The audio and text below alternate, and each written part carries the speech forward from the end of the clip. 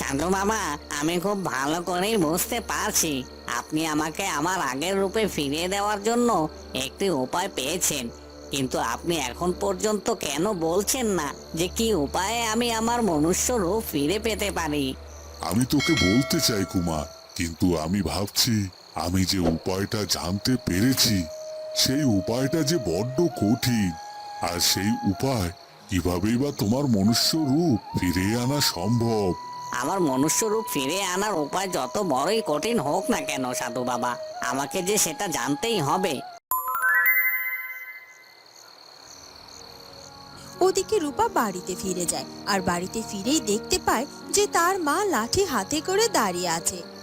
এ কি, মা তো দেখছি লাঠি হাতে করে দাঁড়িয়ে আছে। এখন আমার কি হবে? আমি তো রাত করে বাড়িতে ফিরেছি, এখন তো মা আমাকে লাঠি দিয়ে মনে হয় বেধড়ক পেটাতে শুরু করবে।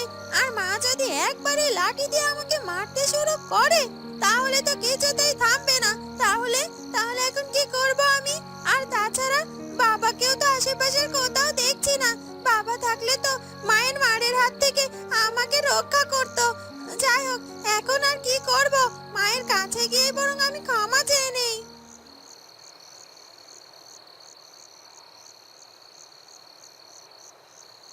মা, ও মা, তুমি আমাকে ক্ষমা করে দাও না মা। আসলে আমি দেরি করে বাড়িতে ফিরতে চাইনি গো, কিন্তু আমার সই কিছুতে আমার ছাড়তে চাইলো না। তাই তো একটু কথায় কথায় দেরি হয়ে গেছে। তবে আমি কথা দিচ্ছি মা, আমি আর কখনো কোনোদিনও এভাবে রাত করে বাড়িতে ফিরবো না। এবারের মতো তুমি আমাকে ক্ষমা করে দাও না। তুমি আমাকে মারবে না কিন্তু। আরে না না মা, তোকে আমি মারার জন্য লাঠি নিয়ে দাঁড়াইনি রে। আর তাছাড়া বালাই ষাট, তোকে আমি মারবো কেন? তুই তো আমার মেয়ে, আর তুই তো আমার বিশাল বিপদের হাত থেকে আজ বাঁচিয়েছিস। মা এসব কি বলছে কি? আমি মাকে বিশাল এক বিপদের হাত থেকে বাঁচিয়েছি, কিন্তু আমি তো কিছু বুঝতে পারছি না। মায়ের কোনো কথাই এখন আমার মাথায় ঢুকছে না। যাই হোক, এখন এত কিছু বুঝে কাজ নেই। যেহেতু আমার মা আমাকে মারছে না, তাহলে আমার আর চিন্তা কি? আমি বরং ঘরেই চলে যাই। মা রূপা, তুই রাত করে বাড়িতে ফিরেছিস ঠিক আছে, কিন্তু তোর সারা গায়ে এভাবে কাদা মাটি লেগে আছে কেন রে মা? আসলে মা, আমি পথে আসতে গিয়ে কাদায় পা পিছলে পড়ে গিয়েছিলাম, আর তাই তো আমার শরীরে এভাবে কাদা লেগে গিয়েছে। তবে আমি এক্ষুনি গিয়ে পোশাক পরিবর্তন করে নিচ্ছি। সে না হয় বুঝলাম, কিন্তু মা, তোর কোথাও আবার ব্যথা লাগেনি তো? না না মা, আমার কোথাও ব্যথা লাগেনি, আমি ঠিক আছি।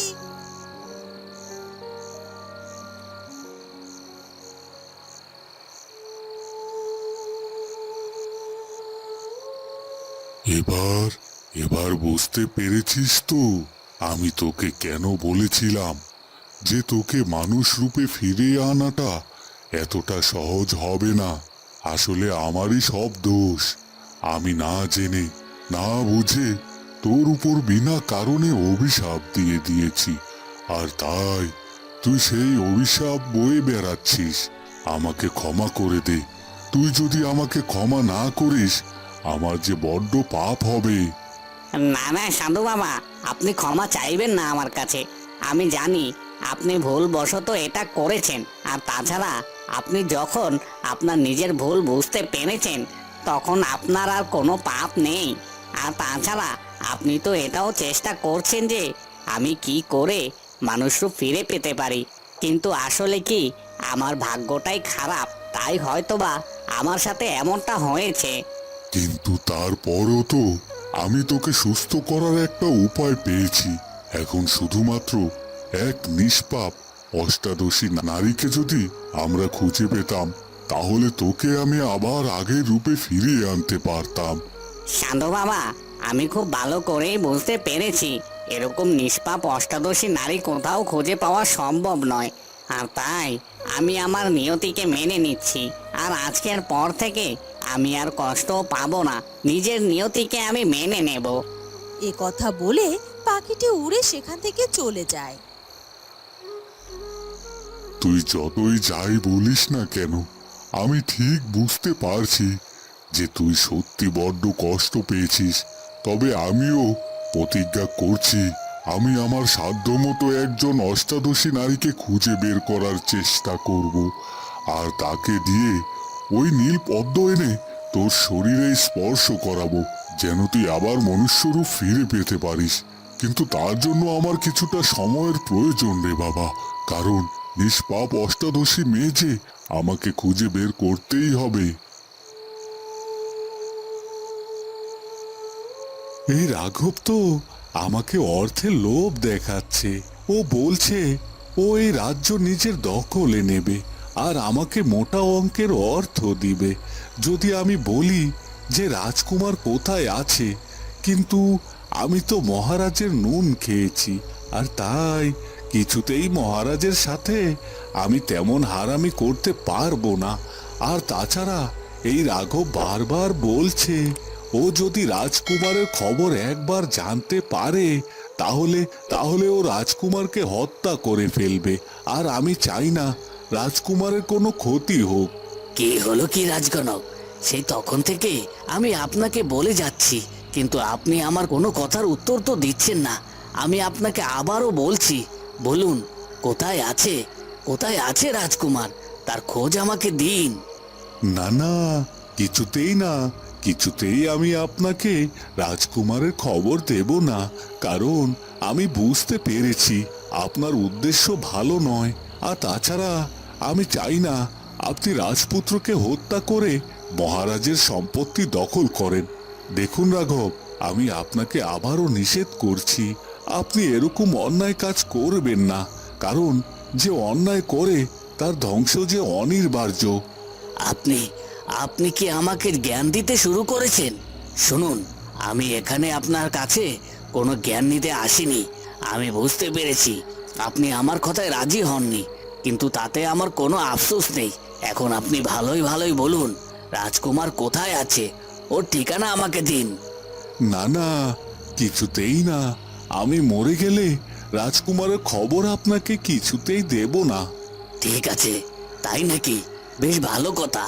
আপনি আমাকে রাজকুমারের খবর দিতে বাধ্য হবেন, কারণ রাঘব যেটা চায় সেটা করেই ছাড়ে। তবে আমি আপনাকে আজকের রাতটা ভাবার সময় দিলাম। কাল সকালে এসে আমি আপনার কাছ থেকে রাজকুমারের ঠিকানার খবর জানবো।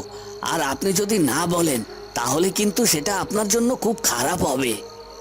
এ কথা বলে রাঘব সেখান থেকে চলে যায়। ওদিকে অভাগীর ভালো মা অভাগীকে নিয়ে তার বিছানায় শুইয়ে দেয় আর অনেক চেষ্টা করে অভাগীর জ্ঞান ফিরিয়ে আনার, কিন্তু কোনোভাবেই সে অভাগীর জ্ঞান ফিরিয়ে আনতে পারে না। অভাগী, অভাগী, মা অভাগী, কথা বল মা, আর এভাবে চোখ বন্ধ করে থাকিস না মা। ওঠ, ওঠ মা, কথা বল, তোর ভালো মাঝে তোকে ডাকছে, তুই কি একটিবারের জন্য শুনতে পাচ্ছিস না মা? অভাগী, কথা বল, কথা বল মা।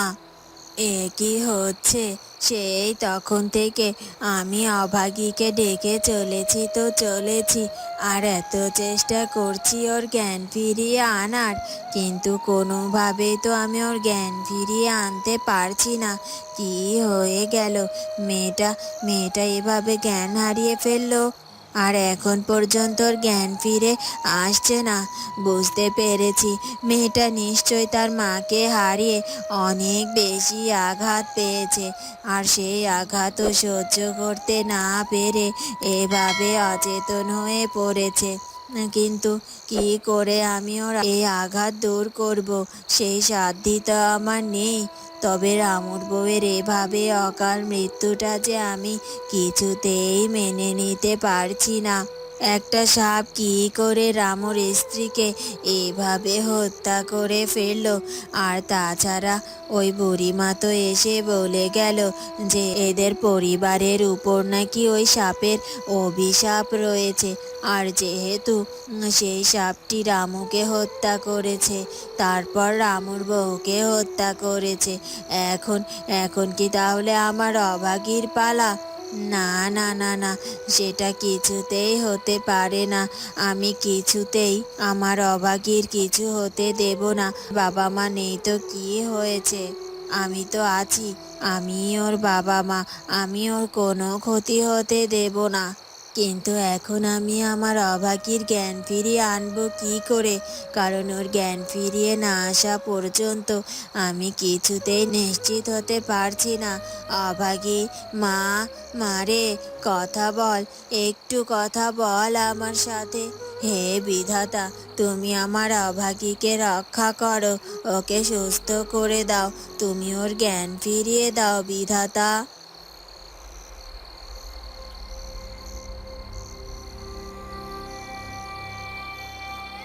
ওদিকে সেই কানি বুড়ি গিয়ে মোড়ল গিন্নির সাথে দেখা করে আর সবকিছু মোড়ল গিন্নির কাছে গিয়ে খুলে বলে। সবই তো শুনলে, আমি তো আমার মতো করে সব কাজ সেরে ফেলেছি। ওই রামুর মেয়ে এবং ওর সাথে থাকা ওই মহিলাটি সত্যি সত্যি বিশ্বাস করে নিয়েছে যে রামুর বউ সাপের কামড়ে মারা গিয়েছে। সত্যি বুড়িমা, তুমি আজ আমার অনেক বড় একটা উপকার করলে। আর তাছাড়া তুমি যে এমন একটা মিথ্যে নাটকের গল্প সাজিয়েছো, এটা শুনে তুমি একেবারে অবাক হয়ে যাচ্ছি। আর তাছাড়া সত্যিই বুড়িমা, তোমার এলেম আছে বটে, এই জন্যই তো আমি বুদ্ধি করে তোমার কাজে সোজাসুজি চলে গিয়েছিলাম। কারণ আমি জানতাম এই ব্যাপারে তুমি শুধু আমাকেই সাহায্য করতে পারো। তবে বুড়িমা, ওই রামুর বউ তো কিছুতেই মুখ খুলতে চাইছে না গো। কি করে ওর মুখ খোলা যায় সেটার একটা ব্যবস্থা করো না। রামুর বউয়ের মুখ খোলানোর ব্যাপারে তো আমি তোমাকে কিছুই সাহায্য করতে পারবো না বাবু। তবে হ্যাঁ, আমার এক বোন আছে যে কিনা তন্ত্র মন্ত্র সাধনা করে। তুমি চাইলে তার সাথে গিয়ে একবার কথা বলতে পারো। তবে সে 3 দিন 3 রাতের জন্য এই রাজ্যের বাইরে গেছে গো, বিশেষ একটি তন্ত্র মন্ত্র সাধনার কাজে। 3 দিন পর যখন সে ফিরে আসবে, তখন তুমি চাইলেই তার সাথে গিয়ে কথা বলতে পারবে, সে তোমার কাজে সাহায্য করে দিতে পারবে গো। হ্যাঁ, তুমি ঠিকই বলেছো, সোজা আঙ্গুলে তো ঘি উঠছে না। এবার আমাকে আঙ্গুল বাঁকা করতেই হবে। লাগলে তন্ত্র মন্ত্রের আশ্রয় নিয়ে ওই রামুর বউয়ের কাছ থেকে আমি সব কিছু জেনে নেব। আর এই নাও তোমার পারিশ্রমিক, এতে তোমার খুশি করার মতো অনেক পয়সা আছে। এই পারিশ্রমিকটা নিয়ে তুমি এখন তাড়াতাড়ি কেটে পড়ো তো, যখন তখন আমার স্বামী আবার এখানে চলে আসতে পারে। ঠিক আছে, তাহলে আমি আর দেরি করব না, আমি এক্ষুনি আসছি। এরপর সেই বুড়ি সেখান থেকে চলে যায়।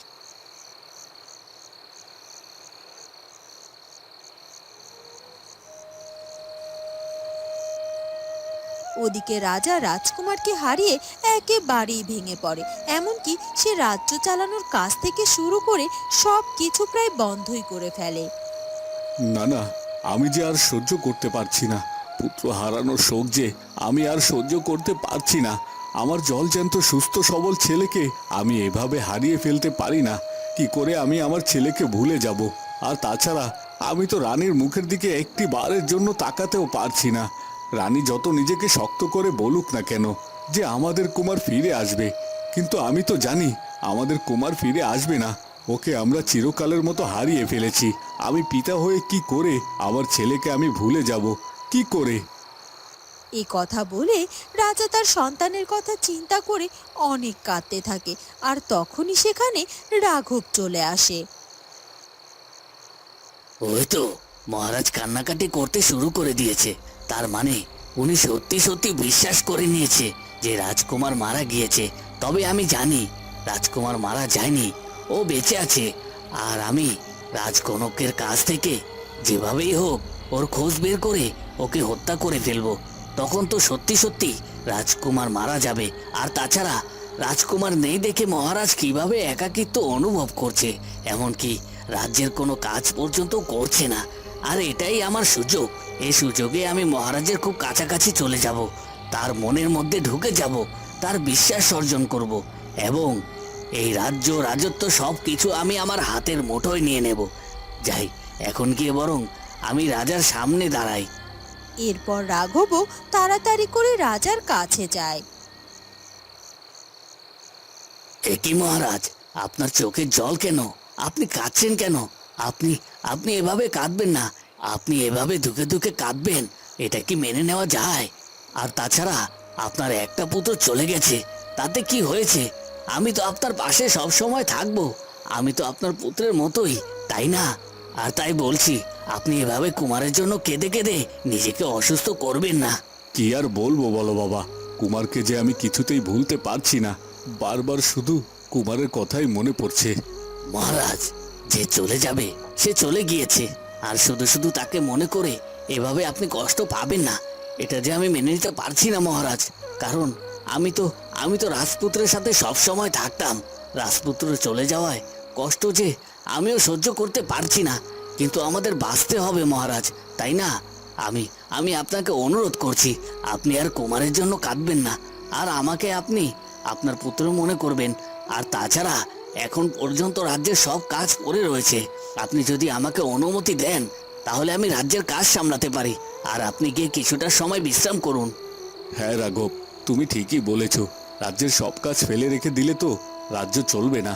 তুমি বরং যাও, গিয়ে রাজ্যের কাজ সামলাও, আমি বিশ্রাম নিচ্ছি। এ কথা বলে রাজা সেখান থেকে চলে যায়।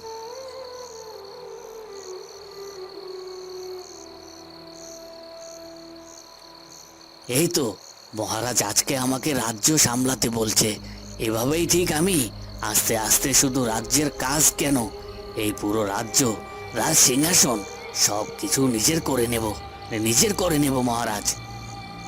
তো বন্ধুরা, কি হতে চলেছে এরপর সেটা জানবো আমরা ঝিয়ের মেয়ের ভাগ্য গল্পের পরবর্তী পর্বে। আর আমাদের আজকের ভিডিওটি ভালো লাগলে অবশ্যই আমাদের চ্যানেলটিকে সাবস্ক্রাইব করে দিও। দেখা হবে পরবর্তী পর্বে। ধন্যবাদ।